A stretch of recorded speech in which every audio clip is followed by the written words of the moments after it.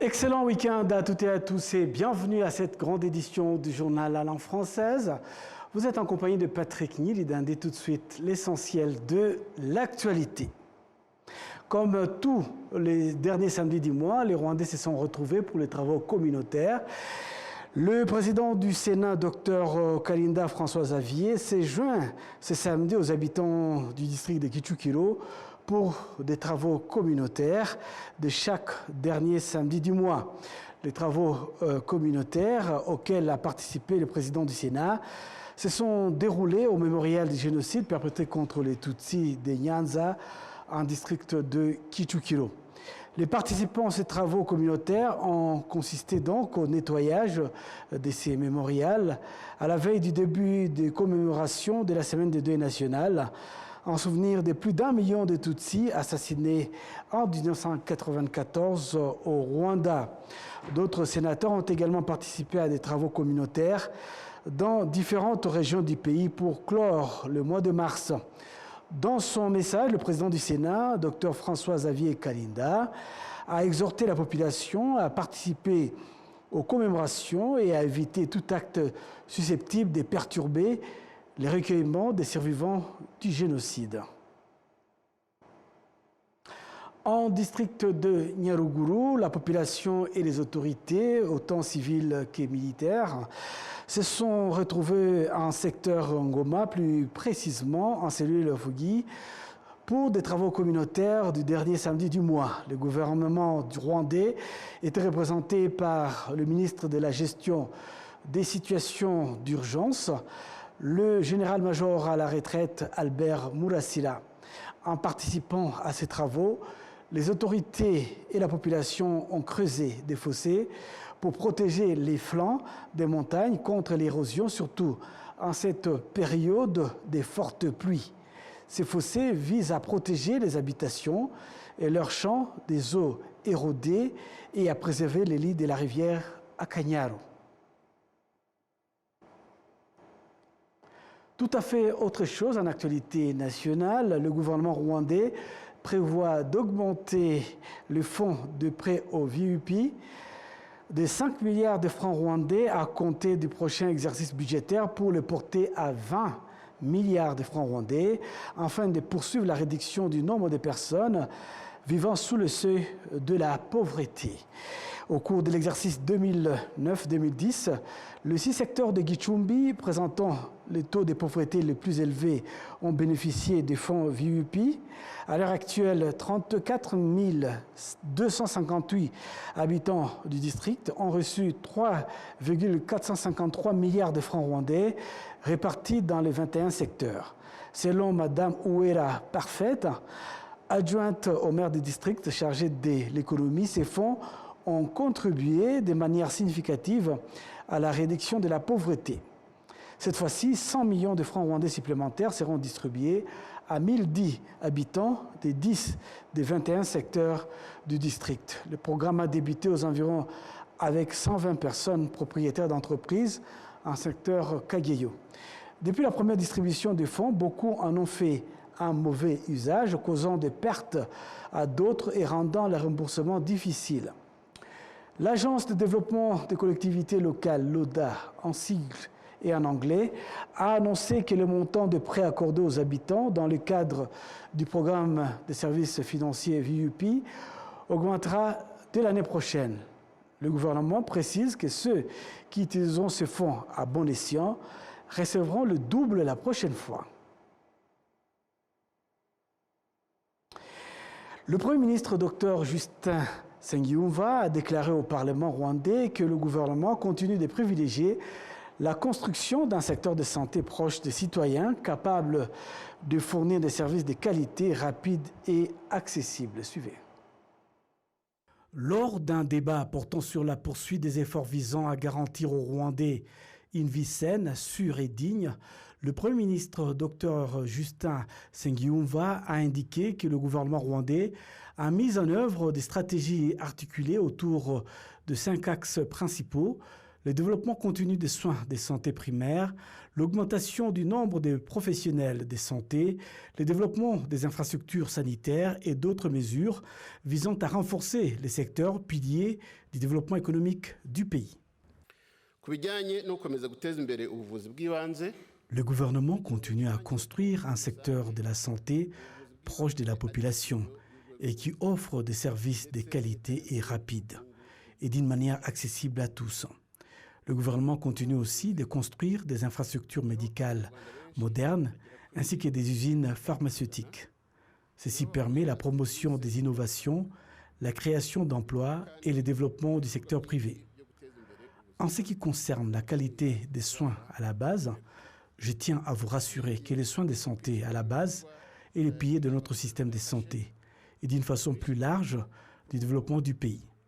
C'est au niveau de la base que les Rwandais obtiennent les premiers soins pour leur santé à hauteur de 85% et cela permet de réduire considérablement les maladies. Dans le cas de la mise en place de programmes gouvernementaux, nous nous réjouissons que la plupart des soins que les Rwandais allaient chercher à l'étranger sont désormais disponibles au Rwanda. Cette avancée a permis au pays, à partir de 2022, d'économiser jusqu'à 800 000 $ américains pour les opérations de transplantation de reins au Rwanda. Pour que le Rwanda dispose d'un système de santé performant, le Premier ministre a déclaré qu'il est indispensable de disposer d'un personnel compétent et suffisant. Il a souligné les progrès significatifs accomplis par le Rwanda en matière d'augmentation du nombre de médecins spécialistes dans la mise en œuvre de la vision 2050.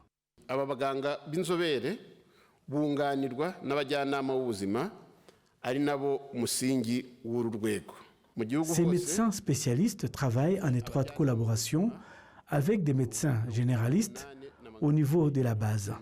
Sur l'ensemble du territoire national, nous avons 58 298 conseillers en santé dans tous les villages du pays. Le gouvernement continue à travailler pour augmenter le nombre du personnel de santé et dans ce cadre, le gouvernement a lancé un programme visant à multiplier par 4 le nombre du personnel de santé au cours des 4 prochaines années en partant de 2023. Le nombre d'élèves qui s'élancent dans une formation de santé est passé de 1604 par an pour atteindre les 6340 en 2025. Cela démontre que ce nombre a triplé en 3 ans. Dans l'ensemble, les personnes qui suivent des études dans le domaine de la santé atteignent les 33 000 et ces derniers auront terminé leurs études d'ici à 2028. Nous allons également renforcer les capacités des enseignants dans le domaine médical, plus précisément en maternité, en anesthésie, en dentisterie et en ophtalmologie. Bien que le Rwanda réalise des progrès impressionnants, les statistiques montrent que les maladies non transmissibles telles que l'hypertension artérielle, le diabète du type 1 et du type 2, les cancers et les troubles mentaux sont également en augmentation. Les députés et sénateurs ont appelé à une plus grande attention portée à la question de la santé mentale qui est préoccupante. Une autre étape majeure pour faire du Rwanda un pôle de santé mondial est la création de la Cité de la santé de Kigali qui regroupera des hôpitaux de pointe, des facultés de médecine et des instituts de recherche afin d'améliorer les services de santé et d'innover dans ces secteurs. Le Premier ministre a insisté sur le fait que le gouvernement continuera de développer et de consolider les acquis du Rwanda afin que chaque Rwandais puisse bénéficier d'un système de santé durable, pérenne et innovant. Il a déclaré que le gouvernement s'engageait à poursuivre le développement du secteur de santé afin que les Rwandais puissent également bénéficier d'une meilleure santé et être en mesure de travailler et de contribuer au développement du pays en vue de la vision 2050. Les membres de l'association Avega Agahozo, qui regroupe les veuves des génocides perpétrés contre les Tutsis au Rwanda, participent actuellement à des échanges axés sur la promotion de la résilience. Ces discussions visent à les préparer à entrer dans la semaine de deuil, ainsi qu'aux 100 jours de commémoration pour la 32e fois du génocide perpétré contre les Tutsis au Rwanda.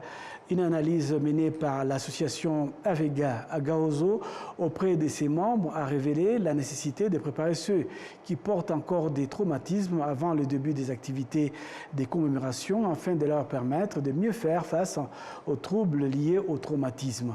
Madame Karugema Manzi Alphonsine, présidente de l'association Avega Agahozo, nous partage l'importance de ces échanges de résilience ainsi que les efforts déployés pour accompagner les membres de l'association à mieux traverser la semaine de deuil et les 100 jours de commémoration.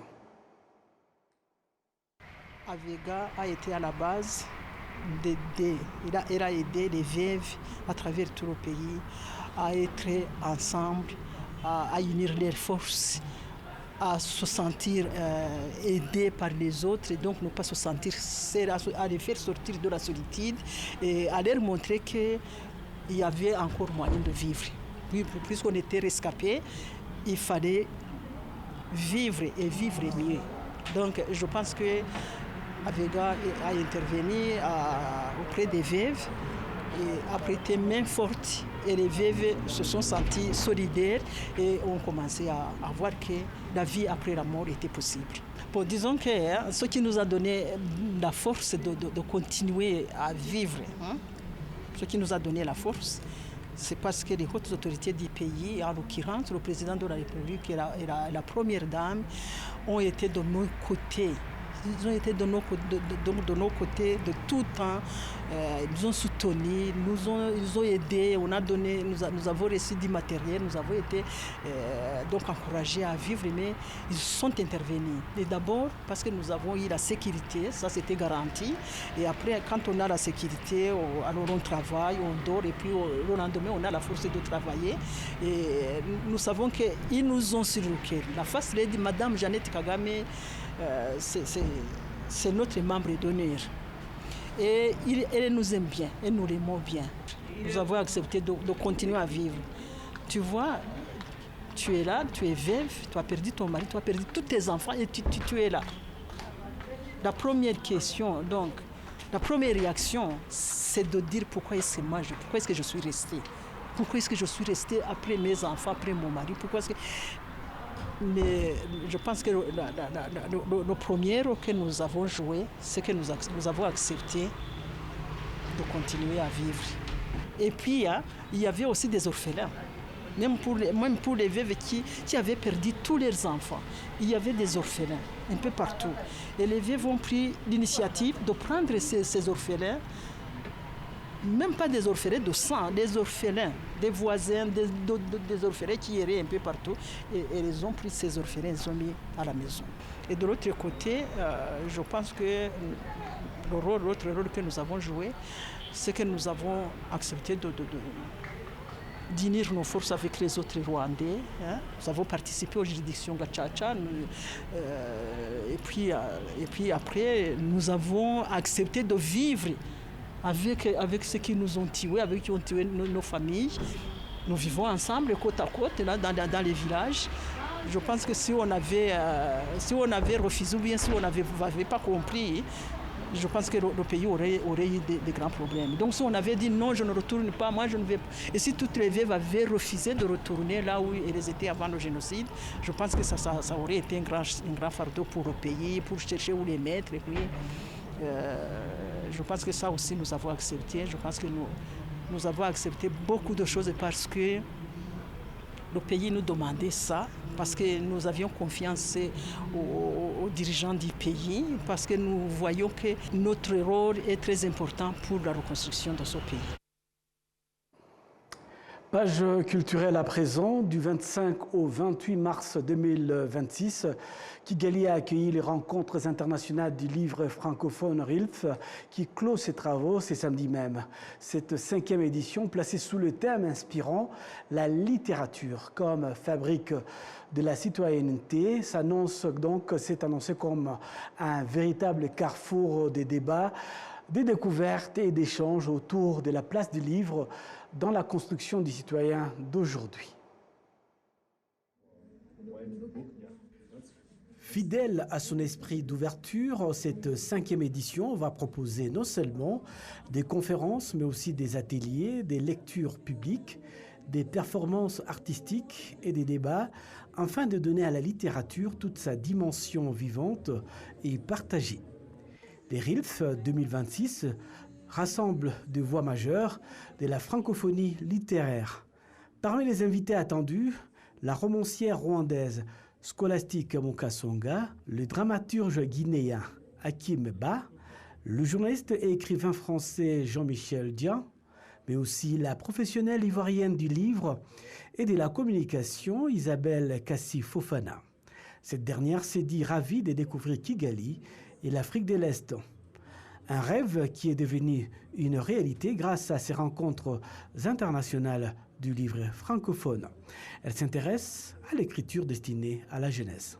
Pour le public de Kigali, je prépare, comme je dirais, des albums de jeunesse. J'ai pu écrire un ici entièrement que j'ai fini. Je suis en train de le travailler encore. Et puis je vais travailler, comme je travaille sur les rois, les reines de l'Afrique en général, je vais essayer de travailler sur des personnages historiques du Rwanda. J'ai commencé à faire des recherches afin de pouvoir leur donner toute leur place, je dirais, dans mon catalogue. Et c'est vraiment un bonheur pour moi d'être là. J'ai hâte aussi de découvrir, on m'a dit, le Sombe. Donc j'attends ça. Vraiment. Kigali, c'est un rêve, c'est une découverte à tout point de vue. Je dirais, même culinaire. Vraiment, j'ai hâte. Kigali, vous n'avez pas idée. Vous avez un très beau pays. Félicitations. J'aurais aimé être de ce pays. En tout cas, moi, Kigali, c'est un rêve. Merci de me recevoir. Dans son monde des bienvenus à ces rencontres internationales du livre, Li Fu Mesika, directrice du Centre culturel francophone du Rwanda, a rappelé la vocation essentielle de la littérature, éclairer, susciter la réflexion et inviter à l'action. Selon elle, la littérature n'est pas un luxe, elle est un outil de construction civique. Le public a pu également assister et apprécier les œuvres d'un jeune Rwandais dénommé Ruben à travers son vernissage exposition qui a connu un réel engouement. Dans la soirée, une première table ronde intitulée « Transformation culturelle et historique » a été animée par Carole Karemera avec comme invité Gisèle Pinou, Jean-Michel Dian et Mukunde Gustave Mukurarinda. Cette table ronde a exploré la manière dont le récit interroge et façonne les représentations collectives et la place de l'individu dans les sociétés. En procédant à l'ouverture officielle de cette 5e édition, l'ambassadrice de France au Rwanda, Madame Aurélie Royen-Gounin, s'est réjouie de sa tenue, preuve que l'événement s'enracine dans le pays, dans la région, et le Rwanda confirme son rôle croissant dans la promotion de la culture francophone. C'est un rendez-vous, effectivement, vous le dites vous-même, là, qui s'enracine, et on est très heureux parce que c'est vraiment un temps fort dans notre programmation culturelle ici au Centre culturel francophone. Et ça clôt un mois de la francophonie très riche, très dense, où on a parlé de beaucoup de choses, on a fait beaucoup de choses. Et on s'aperçoit que finalement, c'est la littérature qui rassemble tout ce qu'on a pu faire pour parler culture, économie, éducation. Tout ça se trouve dans la littérature. Donc la nouveauté, c'est beaucoup de choses cette année, des formats nouveaux, notamment avec des rencontres avec les auteurs à la Public Library, avec un temps sur l'heure du déjeuner, avec des conversations et des rencontres plus directes avec les auteurs. C'est aussi, on a mis l'accent sur les scolaires, les enfants. Il y aura plus de 500 enfants qui vont participer à ces RILF. Et puis aussi des rencontres dans les écoles vraiment faites sur mesure pour les demandes des écoles et des professeurs, pour ouvrir les enfants à la littérature, au plaisir de lire. Donc ça fait partie, voilà, c'est des petits formats comme ça qui sont nouveaux. Il y aura une journée spéciale enfants vendredi d'ailleurs. Donc on a essayé de garder ce modèle des rencontres qui sont attendues et qui sont appréciées en y ajoutant des petites touches de nouveauté. Les rencontres internationales des livres francophones 2026 se présentent comme une fête du verbe et de l'esprit où la littérature s'affirme pleinement comme un acte de citoyenneté. Kigali deviendra, le temps de ces journées, la cité du mot juste et du dialogue vivant où chaque lecture sera une promesse d'avenir partagé. La suite de cette édition, l'OIF, l'Organisation internationale de la francophonie, exhorte les jeunes Rwandais, en particulier à participer à l'avantage d'être dans un pays multilingue. C'est en tout cas le point de vue du Dr Rini Yotova, directrice de l'enseignement et de l'apprentissage du français à l'OIF. Et s'est entretenu avec notre collègue Jean Damascène Manichim. Je pense que le français se développe de manière très dynamique au Rwanda, en pleine évolution. Déjà, je dirais que le Rwanda représente un bel exemple de laboratoire du multilinguisme. Le français cohabite avec 3 autres langues officielles dans votre pays, aux côtés du Kinyarwanda, du Swahili et de l'anglais. Et depuis l'adoption du plan national pour l'enseignement et l'apprentissage du français, c'est une langue à laquelle le ministère de l'Éducation accorde une grande importance en actualisant les programmes de l'enseignement de cette langue, en les adaptant au contexte de français langue étrangère. C'est le travail que fait le REB, avec notre collaboration également. Mais aussi, ce qui est très intéressant, c'est que la langue française ne doit pas être perçue seulement comme une langue dans la salle de classe. Elle doit être perçue comme une langue porteuse d'avenir pour les jeunes. Une langue qui leur permettra de créer dans cette langue, d'innover, d'entreprendre, d'avoir des opportunités au niveau régional. Et je pense que le Rwanda peut jouer ce rôle. Je vais donner quelques exemples. D'abord, vous avez des écrivains de langue française qui ont fait connaître non seulement votre pays, mais qui ont écrit de très beaux livres en français pour lesquels ils ont reçu des prix. Il ne faut pas que ce soit seulement une langue dans la classe. Donc, il faut vraiment que les jeunes puissent, au-delà d'un cours, au-delà du contexte scolaire, interagir dans cette langue, interagir avec d'autres jeunes. Voir que communiquer en français, ça ouvre des opportunités. Communiquer en français, ça ouvre des horizons. Et cette richesse que vous avez ici au Rwanda, ce multilinguisme, ça développe la pensée de ces jeunes, parce que chaque langue, derrière chaque langue, il y a un système de pensée qui est différent. Chaque langue apporte une richesse. Si on fait tout en anglais, notre cerveau est conditionné d'une certaine manière. Mais si on peut le faire et en anglais, en français, en kinyarwanda, en swahili, on voit le monde différemment. Et on est un citoyen beaucoup plus ouvert au monde. Parlons à présent écologie et protection de l'environnement. Le conducteur des véhicules dans la ville de Kigali affirme que peu de temps depuis l'introduction des voitures électriques au Rwanda, celles-ci leur ont déjà apporté des avantages considérables. Il souligne notamment la réduction significative des dépenses liées au déplacement, tout en contribuant à la protection de l'environnement. Les précisions avec Jean-Benoît Michel. Les véhicules électriques continuent ainsi de se multiplier au Rwanda, constituant l'une des solutions privilégiées pour renforcer la préservation de l'environnement et atteindre les objectifs de développement durable.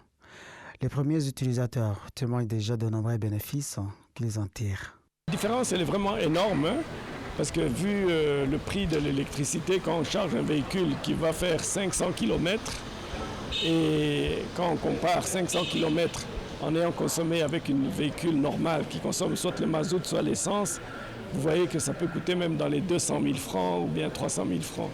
Alors que pour recharger un véhicule qui fait 500 km, il faut à peu près 12 000 francs.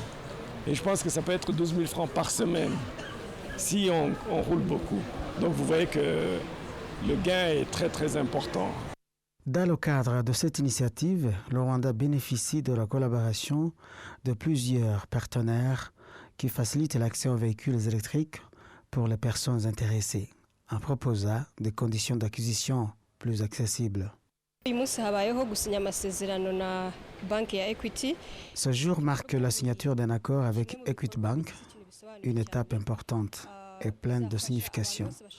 Cet accord vise à faciliter l'accès aux véhicules électriques en permettant à un plus grand nombre de personnes d'en acquérir plus aisément. Alors qu'un certain estime encore que ces véhicules sont coûteux, cette perception tend à évoluer grâce à l'intervention d'Equity Bank en tant que partenaire financier.